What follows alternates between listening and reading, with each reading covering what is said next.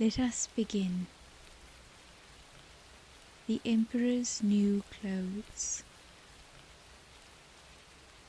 Many years ago, there was an emperor who was so excessively fond of new clothes that he spent all his money in dress.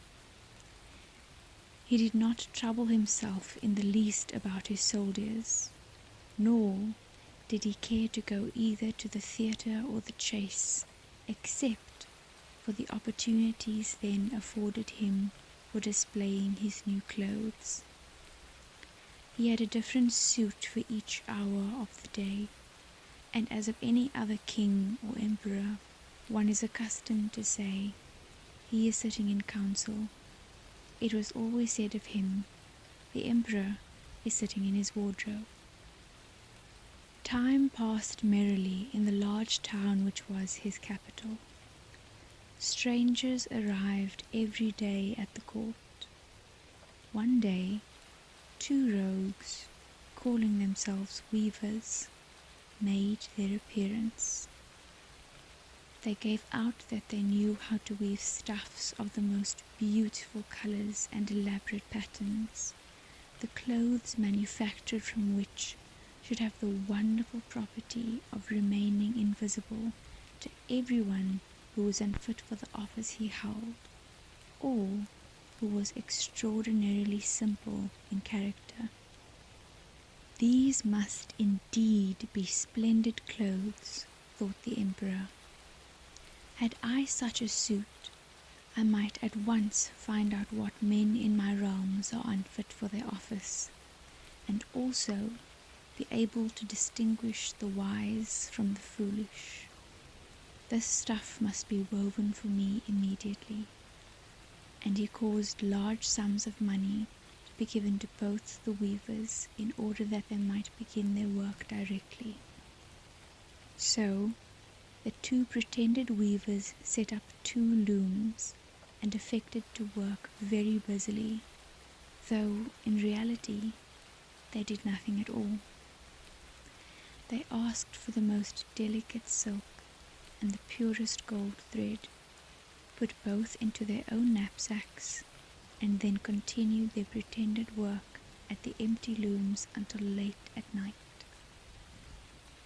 "I should like to know how the weavers are getting on with my cloth," said the emperor to himself after some little time had elapsed.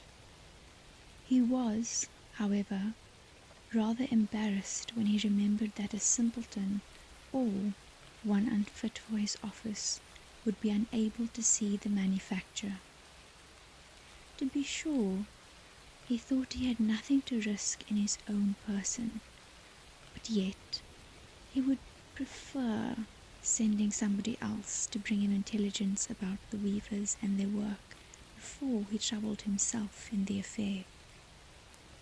All the people throughout the city had heard of the wonderful property the cloth was to possess, and all were anxious to learn how wise or how ignorant their neighbors might prove to be. "I will send my faithful old minister to the weavers," said the emperor at last, after some deliberation. "He will be best able to see how the cloth looks, for he is a man of sense, and no one can be more suitable for his office than he is." So the faithful old minister went into the hall where the knaves were working with all their might at their empty looms. "What can be the meaning of this?" thought the old man, opening his eyes very wide. "I cannot discover the least bit of thread on the looms." However, he did not express his thoughts aloud. The impostors requested him very courteously to be so good as to come nearer their looms, and then asked him whether the design pleased him, and whether the colors were not very beautiful, at the same time pointing to the empty frames. The poor old minister looked and looked. He could not discover anything on the looms, for a very good reason. There was nothing there. What? Thought he again. Is it possible that I am a simpleton? I have never thought so myself, and no one must know it if I am so. Can it be that I am unfit for my office? No, that must not be said either. I will never confess that I could not see the stuff. Well, Sir Minister, said one of the knaves, still pretending to work, you do not say whether the stuff pleases you. Oh, it is excellent, replied the old minister, looking at the loom through his spectacles. This pattern and the colours, yes, I will tell the emperor without delay how very beautiful I think them. We shall be much obliged to you, said the impostors, and then they named the different colours and described the pattern of the pretended stuff. The old minister listened attentively to their words in order that he might repeat them to the emperor, and then the knaves asked for more silk and gold, saying that it was necessary to complete what they had begun.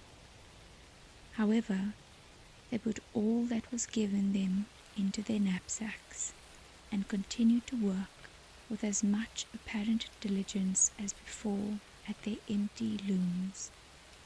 The emperor now sent another officer of his court to see how the men were getting on, and to ascertain whether the cloth would soon be ready. It was just the same with this gentleman as with the minister. He surveyed the looms on all sides, but could see nothing at all but the empty frames. Does not the stuff appear as beautiful to you as it did to my lord the minister? Asked the impostors of the emperor's second ambassador, at the same time making the same gestures as before, and talking of the design and colours which were not there. I certainly am not stupid, thought the messenger. It must be that I am not fit for my good, profitable office. That is very odd. However, no one shall know anything about it. And accordingly, he praised the stuff he could not see, and declared that he was delighted with both colours and patterns. Indeed, please your imperial majesty, said he to his sovereign when he returned, the cloth which the weavers are preparing is extraordinarily magnificent. The whole city was talking of the splendid cloth which the emperor had ordered to be woven at his own expense. And now the emperor himself wished to see the costly manufacture while it was still in the loom.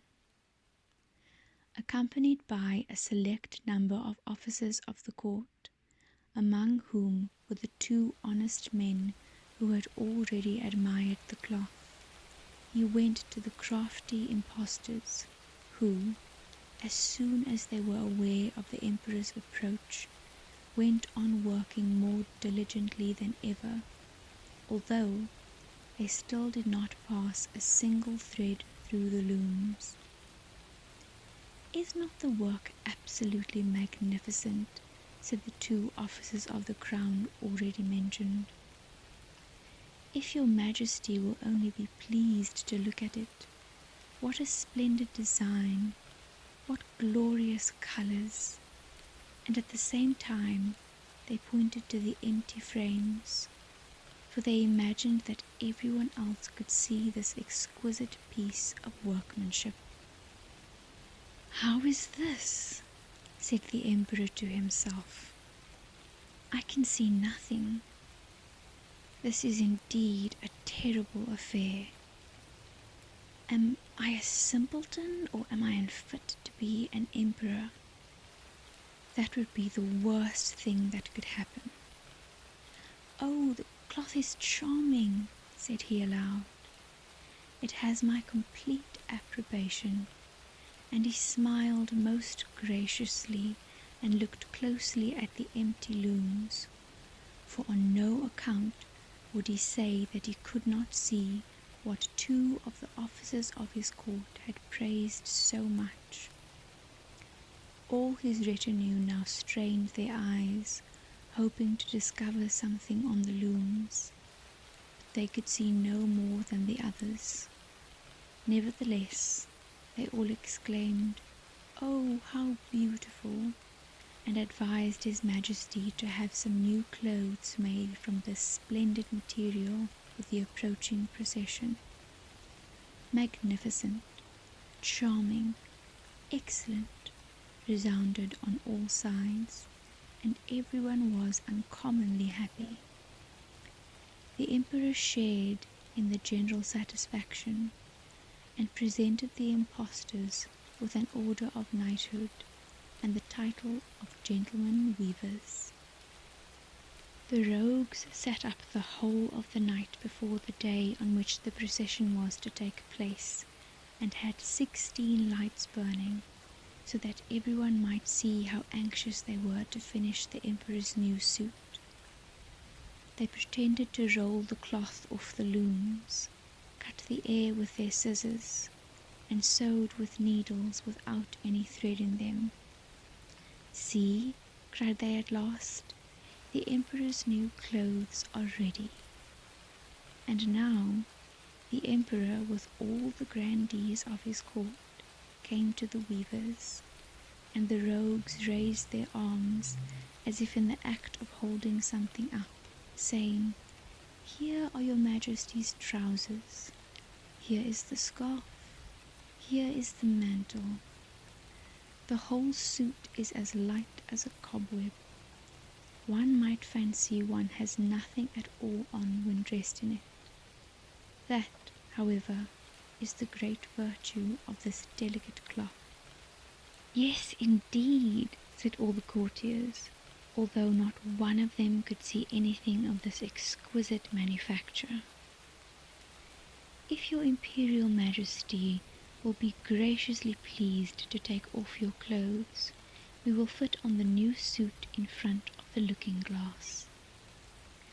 The Emperor was accordingly undressed, and the rogues pretended to array him in his new suit, the Emperor turning round from side to side before the looking-glass. "How splendid His Majesty looks in his new clothes, and how well they fit!" everyone cried out. "What a design! What colours! These are indeed royal robes."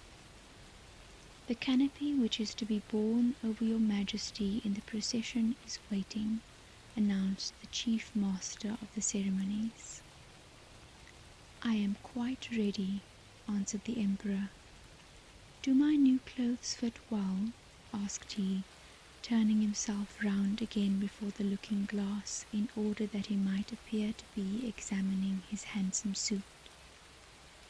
The lords of the bedchamber, who were to carry His Majesty's train, felt about on the ground as if they were lifting up the ends of the mantle, and pretended to be carrying something, for they would by no means betray anything like simplicity or unfitness for their office.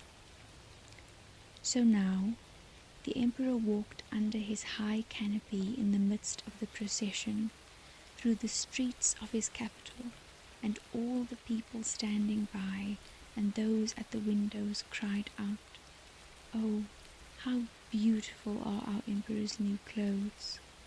What a magnificent train there is to the mantle, and how gracefully the scarf hangs!"